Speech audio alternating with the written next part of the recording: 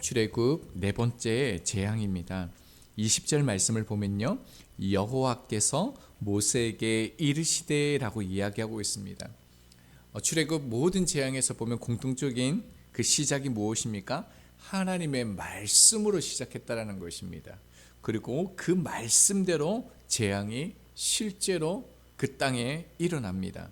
이 재앙들의 목적은 이스라엘 백성들을 구원하는 것을 넘어서요, 본질적으로 하나님께서 자기 자신을 드러내는 사건임을 보았습니다. 하나님께서는 모세에게 아침에 일찍이 일어나 바로에게 찾아가서 서라라고 얘기했습니다. 두 가지를 얘기하죠. 아침에 일찍이 일어나서 당당히 바로 앞에 가서 서라라고 말씀하고 있습니다. 모세는 어떻게 합니까? 말씀대로 그대로 나아갑니다. 바로가 아침에 일찍이 물 위에 나왔던 이유는 여러 가지를 볼 수가 있는데, 전반적으로 보면요, 제의적으로, 그러니까 제사를 드리기 위해서 나온 것으로 보이게 되어집니다. 그때 바로에게 뭐라고 얘기합니까? 나를 섬기는 내 백성을 보내라 라고 얘기하고 있습니다. 이것은 이스라엘 백성들의 정체성, 소속을 말하는 것이죠. 히브리 백성, 이스라엘 백성들의 소속은 바로가 아니다라는 겁니다. 애굽이 아니다, 하나님의 소속이다라는 것을 말씀합니다. 즉 바로가 땅을 주어야 먹고 살 수 있는 백성이 아니다라는 것입니다. 그리고 난 후 21절을 보면요, 내 백성을 보내지 아니하면 파리떼를 보내겠다라고 얘기하고 있습니다. 여기에서 파리떼는 일반적인 그 파리떼를 말하는 것이 아니고요, 아로브라는 단어를 썼는데 정확하게 어떤 파리인지는 잘 모르지만 피를 빨아먹는다라고 알려지고 있습니다. 그러니까 일반적으로 불편한 것을 넘어서 우리에게 고통을 주는 그 벌레였다라는 것입니다. 파리 재앙과 연관된 신은 카풀이라는 신인데 풍뎅이 그 모습을 하고 있다고 합니다. 태양이 뜨고 지는 것을 관장하고요, 하루의 일정을 관장하는 이 신이 이 키프리라고 얘기하고 있습니다. 자, 22절 보면 이 재앙의 독특한 이제 특징들이 나타납니다. 네 번째 재앙부터는요, 애굽 사람들에게 이 재앙이 내릴 때에 이스라엘 백성은 구별하여서 재앙이 내리지 않는다는 겁니다. 말씀을 보면 고센 땅을 구별하여라고 말하고 있습니다. 하나님께서 이제 그 백성들을 구별하기 시작하는데, 사람들을 구별하기 이전에요, 땅을 먼저 구별했다라고 얘기하고 있습니다. 무엇을 말하는 걸까요? 애굽 전역에 이 파리 재앙이 미치게 되어지는데 고센 땅에 구별하였다라는 것은 이것이 자연재해가 아니다라는 것입니다. 고센 땅은 그 지리적으로 보면 그 나일강 삼각주의 그 동편에 위치하고 있어서 파리의 영향을 받을 수밖에 없다라고 얘기합니다. 그런데 고센 땅만 제외되었습니다. 재앙의 주관자가 여호와 하나님이라는 이 사실을 입증하는 것이죠. 자, 하나님께서요, 그들이 사는 땅을 구별하셨습니다. 그리고요, 하나님의 백성을 구별합니다. 23절을 보겠습니다. 내가 내 백성과 내 백성 사이를 구별하리니 내일 이 표징이 있으리라. 하나님의 백성과 바로의 백성을 이제 구별하기 시작하셨습니다. 출애굽 1장을 보면 이스라엘 사람들이 번성하자 그때 이렇게 말했죠. 출애굽기 1장 9절입니다. 그가 그 백성에게 이르되 이 백성 이스라엘 자손이 우리보다 많고 강하도다. 바로가 그때요, 그 백성, 이 백성을 나누었습니다. 바로는 자기 백성과 이스라엘 백성들을 구분했습니다. 이제는 어떻습니까? 하나님께서요, 바로의 백성과 하나님의 백성을 구별하고 계십니다. 22절에도 구별하는 단어가 나왔는데요, 여기서 썼던 이 구별은요, 우리가 아는 구별하다, 뚜렷하다, 명확하다라는 이 뜻을 가지고 있습니다. 그런데 23절의 구별은요, 구속, 구원이라는 뜻을 가지고 있습니다. 그러니까 내가 반드시 너희를 구원할 것이다. 너희를 구속할 것이다 라는 것을 말씀하고 있다는 겁니다. 어떻게 해요? 말씀에 보면 또 중요한 의미가 하나 있는데요. 내 백성과 내 백성 사이를 구별한다라고 얘기하고 있습니다. 여기에서 이 사이라는 것은 간격을 의미하는데요. 틈이나 어떤 구분 정도가 아니라요. 삶과 삶의 죽음이 교차하는 뚜렷한 차이를 의미하는 것입니다. 조금 이해하기가 어려울 수도 있는데요. 이 말씀을 보면 이해가 되어집니다. 누가복음 16장 26절입니다. 그뿐 아니라 너희와 우리 사이에 큰 구렁텅이가 놓여 있어 여기서 너희에게 건너가고자 하되 갈 수 없고 거기서 우리에게 건너올 수도 없게 하였느니라. 자, 이 말씀은 부자와 나사로 이야기죠. 부자와 거지 나사로의 이 사이는요, 천국과 지옥을 구별하는 단어입니다. 그러니까 결단코 오고 갈 수 없는 단절된 상태를 말할 때 썼습니다. 이것은요, 하나님의 백성에게는 생명, 그리고요, 애굽 백성들에게는 영원한 죽음이 있을 것을 선언하시는 것입니다. 하나님께서 반드시 내 백성을 그 생명, 구원하시겠다라는 것이죠. 이것은요, 구체적으로 여호와가 이스라엘 하나님을 보여주고 있는 증거입니다. 그러나 이 사실을요, 이스라엘 백성들이 구별되었다, 이것이 어떤 특권을 받은 민족이다라고 해석해서는 안 됩니다. 하나님께서 이스라엘 백성들을 구분하시는 이유는요, 그들이 특별한 존재이기 때문입니까? 은혜 받을 수 있는 민족이기 때문에 그렇습니까? 전혀 아닙니다. 그들을 구별함으로써 바로로 하여금 이 재앙이 누구에게서 왔는지, 누가 참된 신인지를 알기 위함이라는 겁니다. 이 구별이라는 것을 특별한 민족, 하나님의 보호하심을 받는 민족이라고 생각하면 안 된다는 겁니다. 로마서 3장 22절입니다. 곧 예수 그리스도를 믿음으로 말미암아 모든 믿는 자에게 미치는 하나님의 의니 차별이 없느니라. 여기서 사용된 이 차별과요, 본문에서 사용되어진 구별이 같은 단어입니다. 그러니까 하나님께서 어떠한 민족만을 위해서 존재하는 것이 아니다라는 겁니다. 이 재앙들의 목적이요, 여호와 하나님을 드러내기 위한 것이라는 것, 이 백성을 통해서 그 일을 하신다라는 것을 보여주시는 것입니다.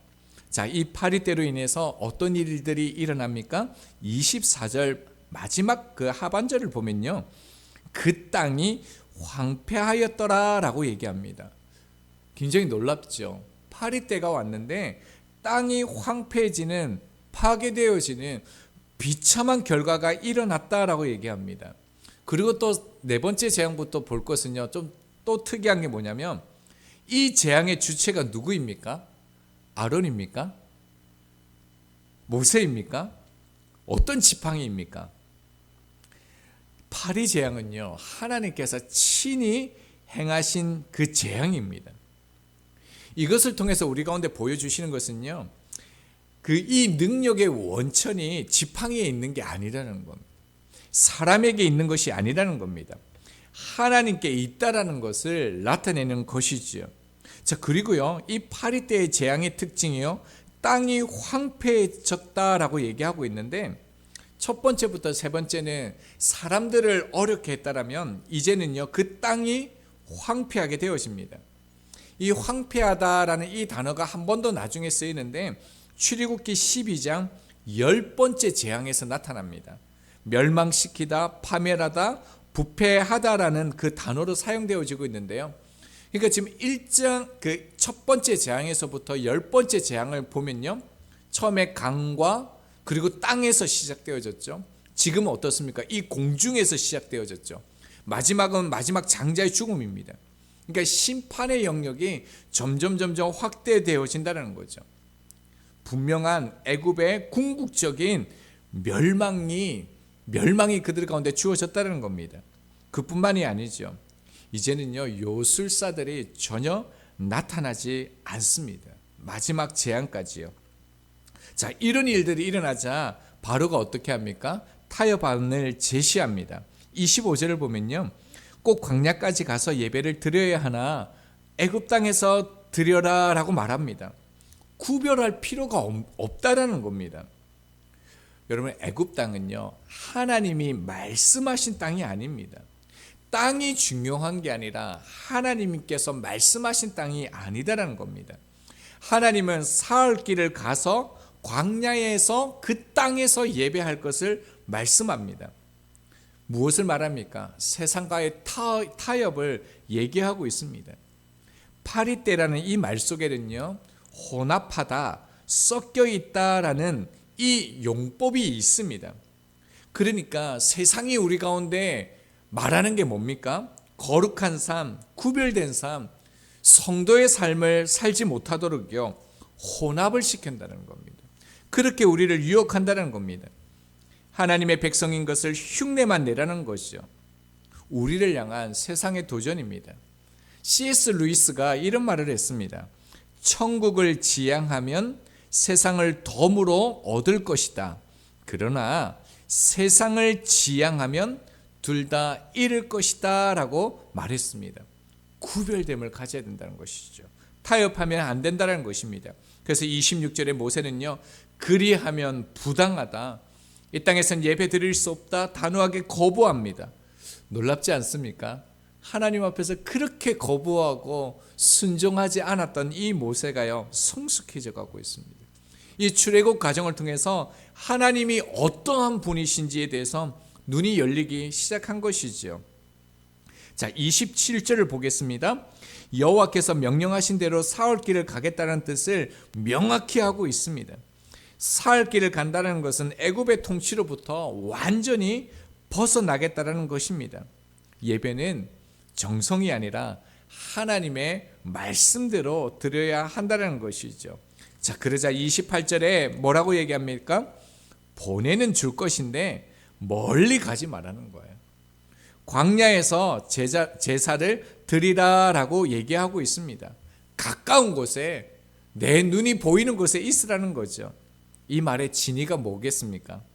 언제든지 내가 마음만 먹으면 너희들을 통치할 수 있는 거리에 있어야 한다는 것입니다. 그 안에서, 내가 너희를 통치할 수 있는 그 거리 안에서는 예배하든지 봉사하든지 제사하든지 뭐든지 해도 내가 상관하지 않겠다는 겁니다.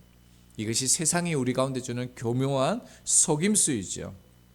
그뿐만 아니라 뭐라고 얘기합니까? 모세에게 강구해 달라고 합니다. 이것은 여호와 하나님을 믿기 때문이 아니라요, 다신교적인 종교관을 가지고 당면한 그 문제의 앞에 재앙을 피하기 위한 기도의 요청이라는 것입니다. 자, 그러자요, 모세가 낸 29절에 내일이면 파리떼가 떠날 것을 말합니다. 그리고 다시는 자기들을 속이지 말라고, 거짓을 행하지 말라고 경고합니다. 자, 그리고 30절에서 이제 32절을 보면요, 모세가 하나님 앞에 간구하자 파리떼가 하나도 남지 않고 사라집니다. 하지만 바로는 어떻습니까? 또다시요, 마음을 완강하게 그 백성을 보내지 않습니다. 이제 말씀을 적용하겠습니다. 23절 말씀에서 하나님께서 이렇게 말씀하셨죠.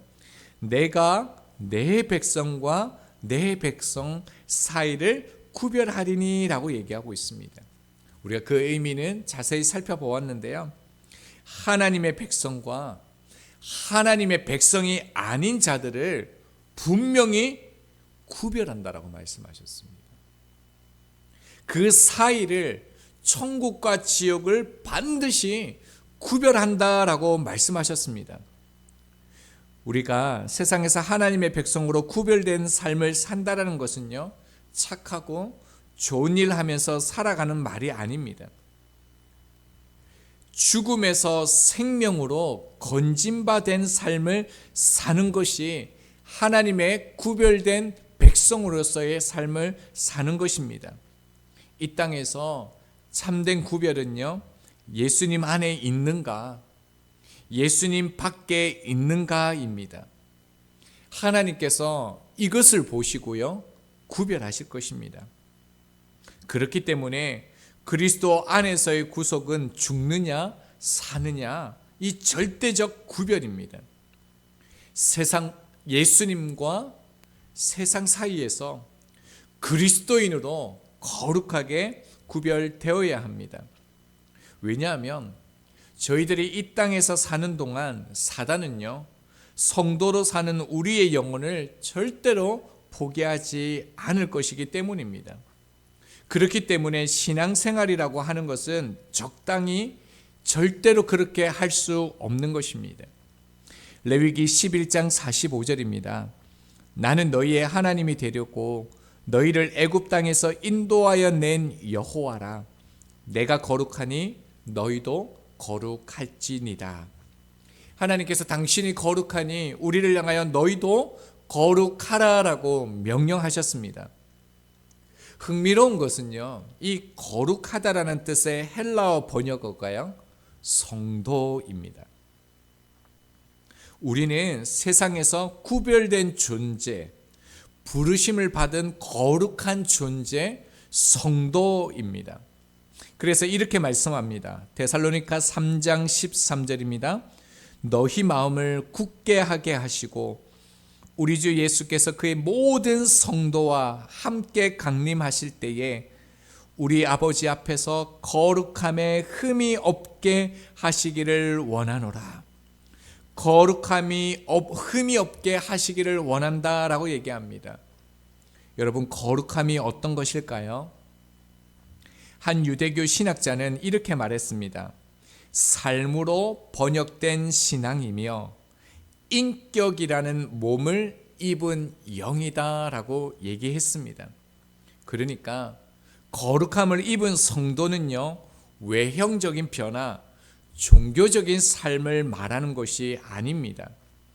내면적으로 인격과 삶이 세상 사람들로부터 구별되었다라는 것입니다. 성도는요, 세상을 닮아가지 않고 그리스도를 닮아가는 구별된 사람입니다. 우리는 성도입니다. 목사도 성도입니다. 이 말씀 앞에 제가 먼저 그렇게 성도다운 삶을 향해 나아가겠습니다. 함께 더욱 거룩한 하나님의 백성, 성도 되어지는 저희들 되기를 소망합니다.